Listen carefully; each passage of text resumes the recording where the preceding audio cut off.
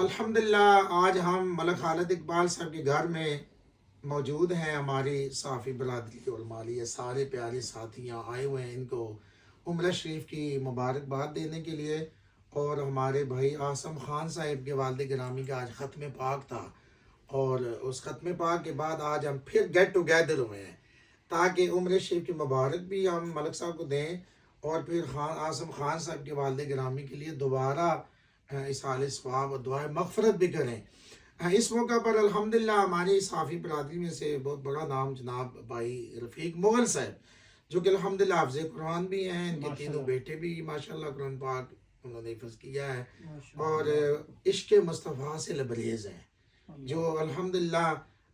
قرآن اور صاحب قرآن کا ادب رکھنے والے ہیں. صرف قرآن پڑھنے والے نہیں ہیں. اصل چیز یہ ہوتی ہے کہ آپ جن پر قرآن نازل ہوا اور جن کے صدقے یہ بزم کائنات سجی ہے،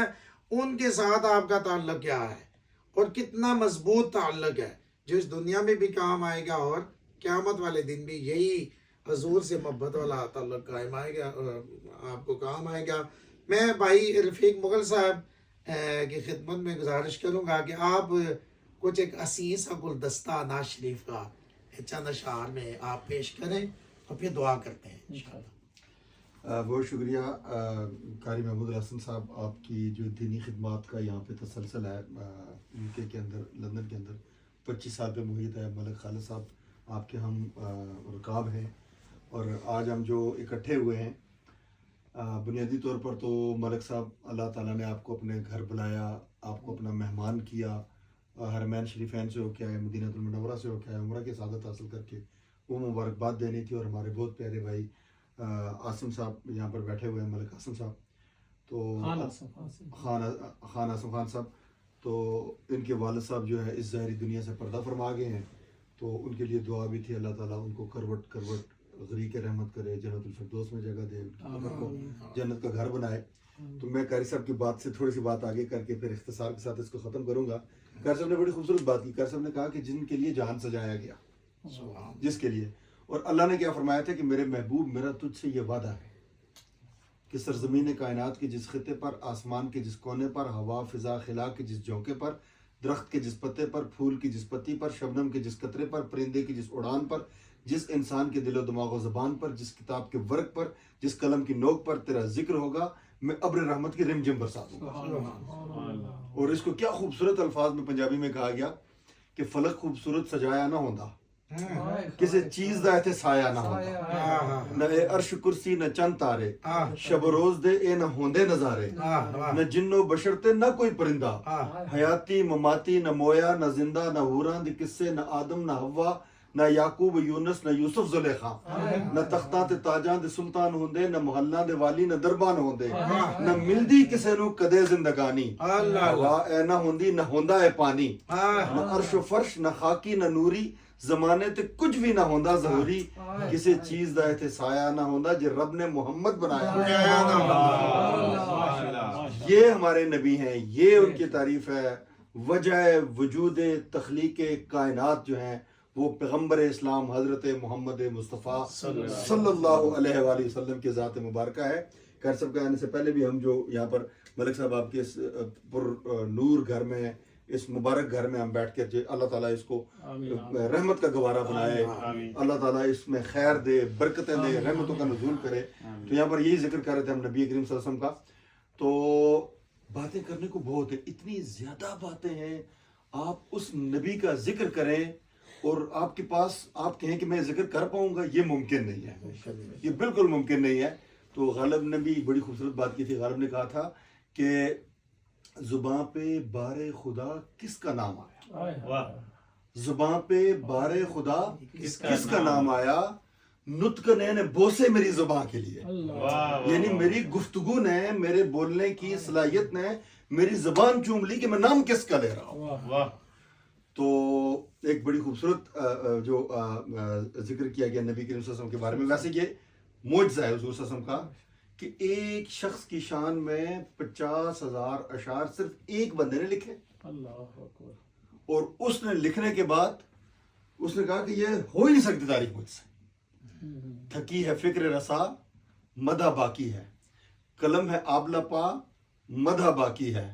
تمام عمر لکھا مدح باقی ہے، ورق تمام ہوا مدح باقی ہے۔ یا صاحب الجمال و یا سید البشر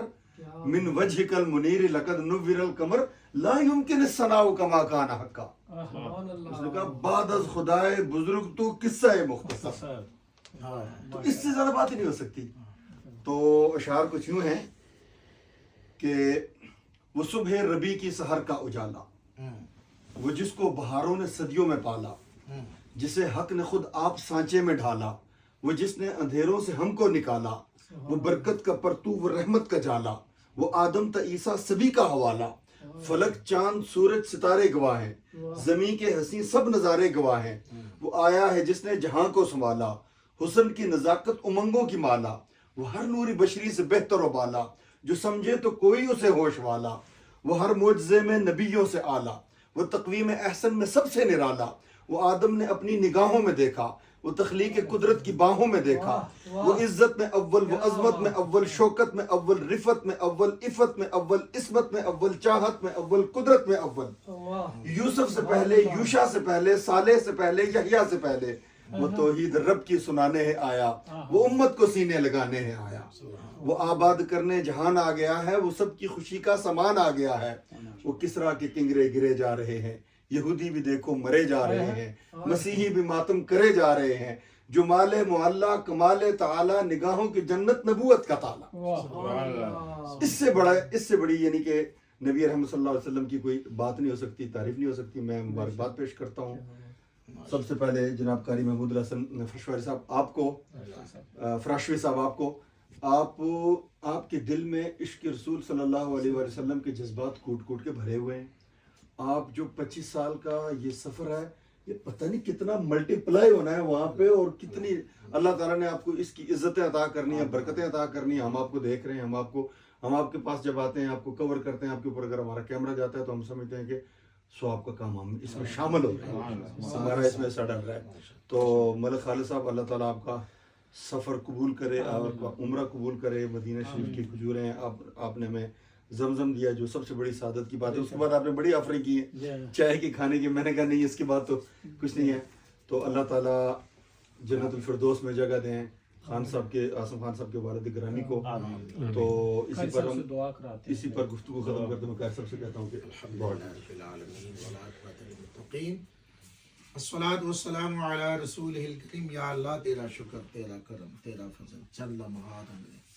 تو نے اپنے ذکر کی توفیق دی، اپنے پیارے محبوب علیہ السلام کی ذکر کی توفیق دی۔ یا اللہ اپنے بارگاہ میں قبول و منظور فرما۔ ملک صاحب نے دوران عمرہ جتنی دعائیں کی ہیں اپنے حق میں، عالم اسلام کے حق میں، ہم سب کے حق میں قبول فرما۔ آمین آمین۔ مرحوم خان محمد بوٹا خان صاحب، آصم صاحب کے والد گرامی کی بخشش مغفرت فرما، جنت میں اعلیٰ مقام عطا فرما۔ جتنا بھی ان کے لیے اہتمام کیا گیا، صالح ثواب دعا مغفرت قبول فرما کر جنت الفردوس میں اعلیٰ مقام عطا فرما۔ ہمارے صافی ساتھی سب کو دین دگنے رات ترقی عطا فرما،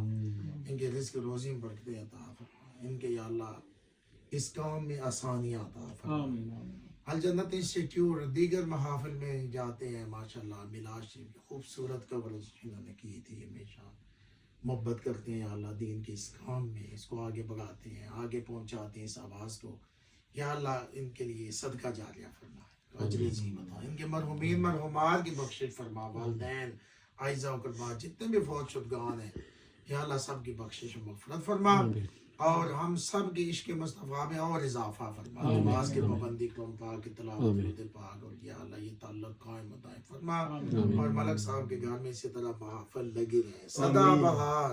دیوی اس بار کدے خزان آوے، عمر فیض ہزارہ تائیں ہر پکھا پلکا ہے۔ صلی اللہ تعالی علی رسول خیر خلق محمد و آلہ وصحبہ اجمعین برحمتک یا ارحم الراحمین۔ ماشاءاللہ جی، رونق لگ